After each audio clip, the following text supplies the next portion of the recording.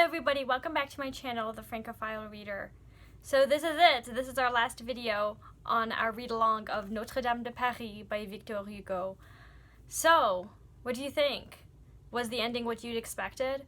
I had seen the Disney film several times, and I actually expected the Disney film to be very different from the book, but the two were more similar up until the end. The end, of course, is a tragedy. La Esmeralda is executed at the end of this book, whereas in the Disney movie, they left that out. It makes sense. It is supposed to be a children's animated film, but the tragedy is an important part of this book. According to Aristotle, a tragedy is supposed to move people to fear or pity. It serves a particular function. It is supposed to be cathartic, and this is what Hugo goes for in this novel. As we have seen throughout, this book does several things at the same time. It is an homage to French literature. There are several references to Lafontaine, whom we're going to talk about primarily today, but also Boileau, Lafontaine, La Rochefoucauld, Rabelais, lots of French authors.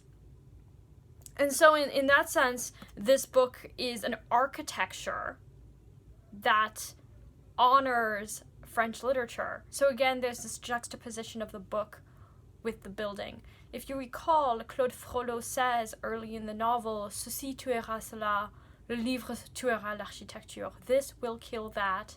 This being the book will kill the architecture.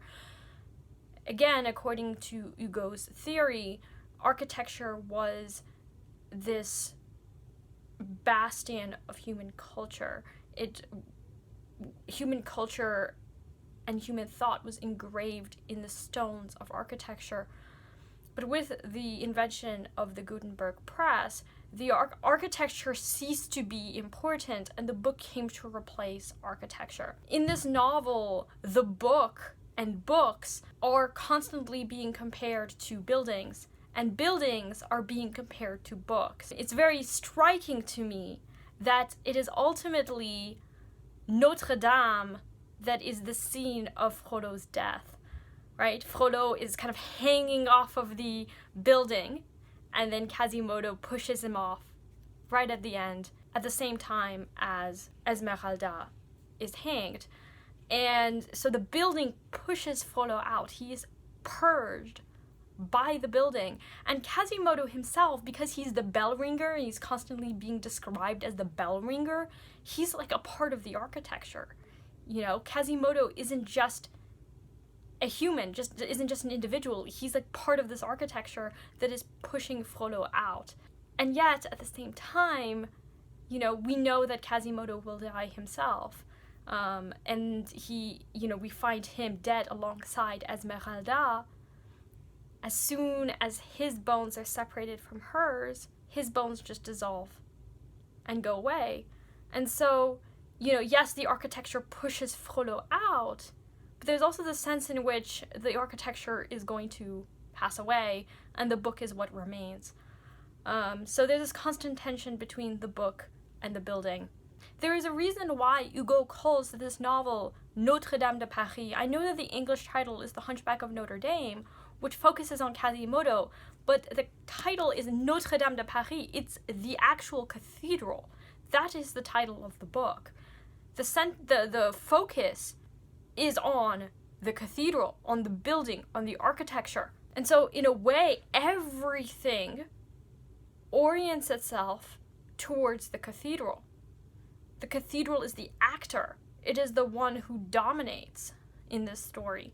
I don't think that the English title really brings that out as much. Hugo has not just been making a commentary about these particular characters, but about humanity and human cruelty, particularly in the case of Esmeralda, whose mother, we learn La Champfleury is her mother. Her mother had been on this quest to kill Esmeralda, when the entire time she was thinking, okay, this girl is a Roma. But as soon as she learns that that's her daughter, everything changes. And just the way that Hugo builds that up I thought was brilliant. I don't know why I didn't think that Esmeralda was her daughter. I didn't really see it coming, and maybe I'm just really naive. But I thought that was a very, very intelligent move on Hugo's part, because, we get to see how quickly La Chantefleurie changes her tune as soon as she discovers that this girl she's been pursuing all along, whose life she doesn't value at all, who's, she wants to kill her own daughter. And in a sense, when Esmeralda is executed at the end, her mother is partially responsible for that. Her mother was the one who was, directing this violence.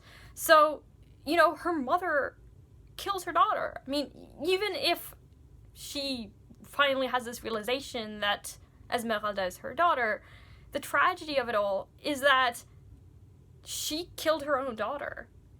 And, that I think is just a very powerful message. So what I wanted to focus most of this video on, like I said, is on the Fables of Lafontaine, because Hugo cites and references Lafontaine throughout his novel. I want to only show how he cites Lafontaine, to just show you how clever the construction of this novel is, and how like a monument to French literature and to French culture this book is. I've been wanting to talk about Lafontaine, but I thought this would be the right time, because one of Lafontaine's fables is actually mentioned at the very end of the story, right before La Chantefleurie learns that that girl is her daughter. There's a moment when she's attacking La Esmeralda where the narrator cites one of the fables of Lafontaine, namely the fable of the wolf and the lamb. But we'll get to the wolf and the lamb at the very end. I want to talk about some of the other references. So who's Lafontaine? Lafontaine was a 17th century writer. This is his collection of fables. You can get them in English. And many of these fables are probably very familiar to you, because most of Lafontaine's fables are adaptations of the fables of Aesop and Phaedrus. But he adapts them in verse. And often what's really interesting is seeing how Lafontaine adapts these stories. How does the message change? How does he describe these characters? What is Lafontaine doing with these fables? What I want to focus on today is what Hugo does with these fables and what purpose they serve in Notre-Dame de Paris. So one of the earliest references we have to fables is a reference to the fable Le Lièvre et les Grenouilles, the hare and the frogs. So, as the story goes, there is a hare at the very beginning of the fable who is in his lair, and he is really scared. He's basically, when he's in his lair, as he says, there's nothing that he can do but think, right? There's nothing else that he can do but think. And as he's thinking, he realizes that he's constantly on edge. He can never get a night's sleep because he's always afraid of being trapped by someone. Then he leaves his lair and he's walking around, and suddenly a bunch of frogs jump into the water. And the hare realizes that there isn't a coward in this world that isn't so cowardly that there isn't someone else who's even more cowardly than he. There isn't someone else who isn't afraid of the first coward, right? So the hare is afraid, and he's like, well, my story must be like everybody else's, where I'm constantly on edge because I'm afraid of being trapped. But he doesn't realize that there are these frogs who are afraid of him. And this fable comes up in Notre-Dame de Paris in the scene when Pierre Grangois has just fallen into a pond, if you recall, after his failed attempt at putting on this performance at the Palais Royal. He is out in the streets and he falls into this pond, and he's just sitting there, and he says, "Car que faire en un gîte à moins que l'on ne songe?" What else can one do in one's lair except think? Pierre Grangois is, feeling really miserable and feeling like he's kind of at the lowest point, but there is someone who is afraid of him, and that's Claude Frollo, right? We see this at the end of the story where Frollo tries to use Gringoire to get La Esmeralda, to kill Esmeralda, And Frollo is very jealous of Gringoire because, you know, he's married to La Esmeralda, and there's this feeling that Frollo is just afraid of people who are beneath him. He's afraid of Gringoire, he's afraid of Phoebus. There is another scene where Lafontaine is mentioned, and that is the scene when Phoebus is being pursued by Frollo. And Phoebus says, I'm super poor. If you're a thief, what are you going to get from me? And the fable that is mentioned in that one is Le Héron, la Fille. It's actually two fables. It's the heron and the girl. And Phoebus says to the stalker, Monsieur, si vous êtes un voleur, comme je l'espère, vous me faites l'effet d'un héron qui s'attaque à une coquille de noix. He says, Sir, if you are a thief, as I hope you are acting like the heron who is attacking a shell, basically. And this is not exactly a direct reference to the fable, because the heron in the fable isn't attacking a shell. He basically, throughout, in the beginning, the heron's just very picky, and every time there is something before him that he can eat, he's like, oh, I'll get something better. But by the time that he's starving to death, the only thing available is a slug, and so he just eats the slug. And so it's this idea that, you know, if you were so prideful, or you're constantly thinking that the grass is greener on the other side, at a certain point time is going to run out, and you're going to just have to eat whatever's before you. So while you have options, you know, don't be so picky. But here, the way that Hugo uses this fable is basically to say, you know, what is Frollo after? Because, you know, he's like the heron who's just going to catch a shell. He's not going to get anything substantial. Is Frollo a thief? Yeah, I mean, he's trying to take Esmeralda from Phoebus. And what is he going to get at the end? Nothing. I mean, yes, Esmeralda is going to be executed, but he's going to die too. So, what has he gained from all of this? Another time that Hugo references the Fable of Lafontaine is when he's talking about architecture, and he says that modern renovations are actually even worse than just allowing the buildings to fall apart.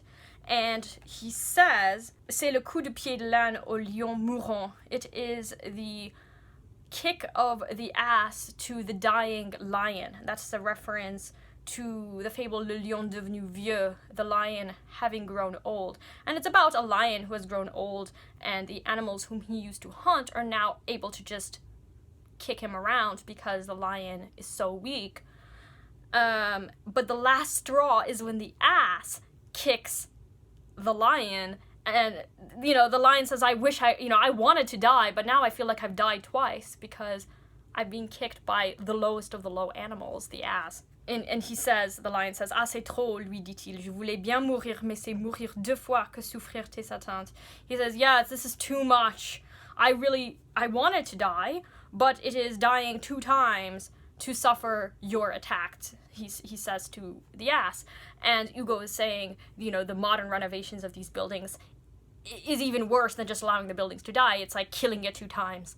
After La Esmeralda is about to be executed, and before La Esmeralda is snatched away from the gallows by Quasimodo, who claims a right of asylum, Phoebus thinks, oh, Esmeralda is going to be executed, and he's just very cowardly because he watches everything happen, but a part of him just doesn't want to intervene. And Hugo says, well, the narrator, again, says that that's because he's very ashamed. And he's ashamed in the way that Lafontaine describes shame in The Fox and the Stork, Le Renard et la Cigogne. And the message of that story is essentially that those who cheat others will be cheated in turn. And so the story goes, there is a fox who invites the stork to a meal, and the fox prepares the meal, but in a dish.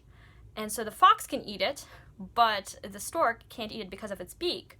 As a form of revenge, the stork invites the fox to dinner, creates this amazingly lavish meal, but puts it in a vase that only the stork can reach, you know, can eat from, and the fox can't. And so the fox goes home ashamed. This is, in the context of Notre-Dame de Paris, a reference to Phoebus' shame of having been caught, basically in the act, by Frollo.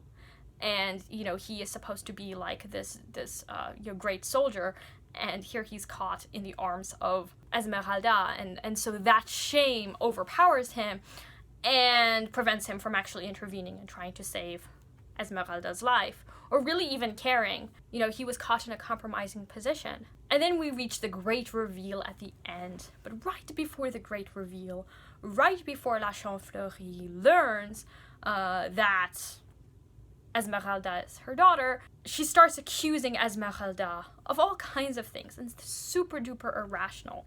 And it is here that my favorite La Fontaine fable is referenced, and that is the fable of the wolf and the lamb, le loup et l'agneau. So the fable begins with the proverb, La raison du plus fort est toujours la meilleure. The reason of the strongest is always the best. And I want to just kind of go into that fable a little bit because I think it's absolutely brilliant, before then going back to show how this fable is used in the context of Notre-Dame de Paris, and in this particular scene where La Chantefleurie is attacking what she will come to learn is her daughter. So as the story goes, there is a wolf who is drinking at a stream and notices that there's a lamb who was probably there before him, who's also drinking at the stream, but further away. And the wolf accuses the lamb of disturbing his water supply, which isn't true, because the lamb says, how can I be disturbing your water supply? I am so far away from you. And then the wolf accuses the lamb of having insulted him a year before. And the lamb goes, well, how could I have insulted you a year before? I wasn't even born. And the wolf goes, well, maybe it wasn't you, and maybe it was your brother. And he's just throwing all of these accusations at the lamb that are just super irrational, illogical. They're unfair accusations. And each and every time, the lamb's justifying himself by saying, like, this doesn't make any sense. But the wolf, having run out of patience, eats the lamb. And so the proverb, La raison du plus fort est toujours la meilleure, the reason of the strongest is always the best, is demonstrated here. Why is the reason of the strongest person always the best? Not because it's the most rational, because certainly the wolf isn't the most rational, his arguments aren't rational at all, but because he's the wolf, and the wolf is always stronger than the lamb, and if the wolf wants to eat the wolf will eat the lamb, and there is nothing that the lamb can do about it.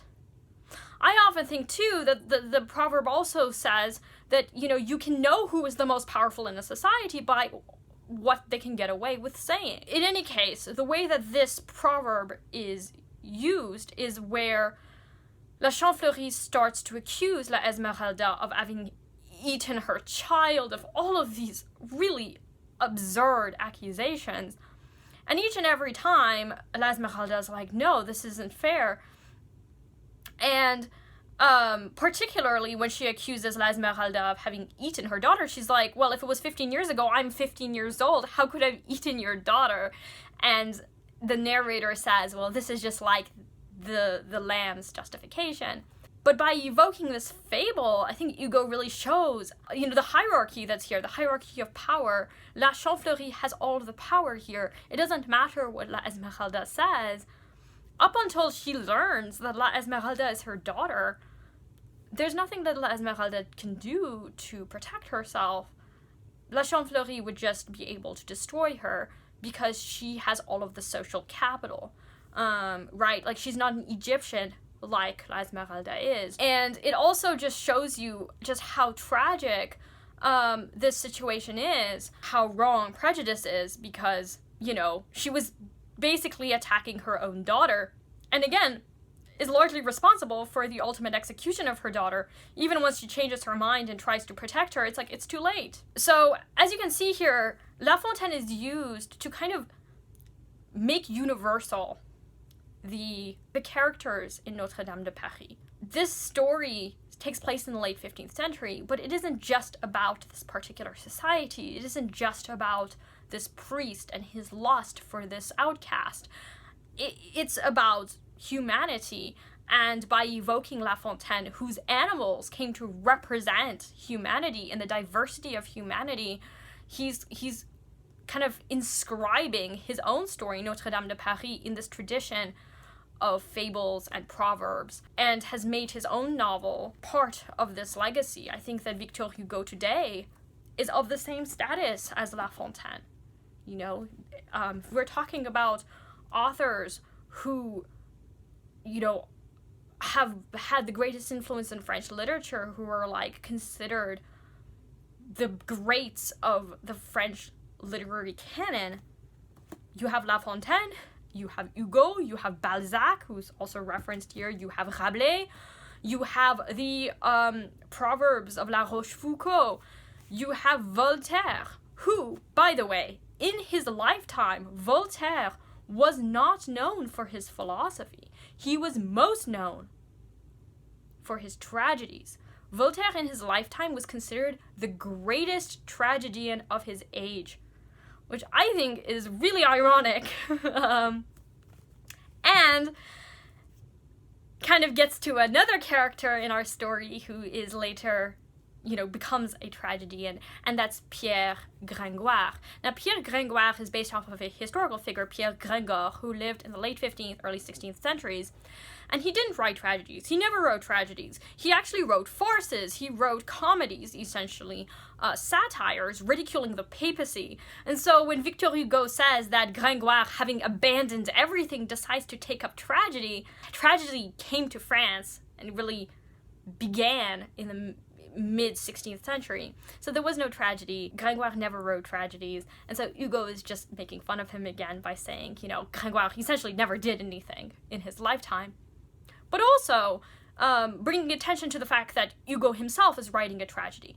Because when Hugo writes, tragedies are no longer popular in France. Tragedies kind of had their moment in the 17th and 18th centuries. Again, Voltaire being considered this great tragedian. But by the time we're in the 19th century, I mean, Balzac and Zola and Hugo are doing what these tragedians did, but they're not doing them in the form of a play, right? These aren't classical tragedies.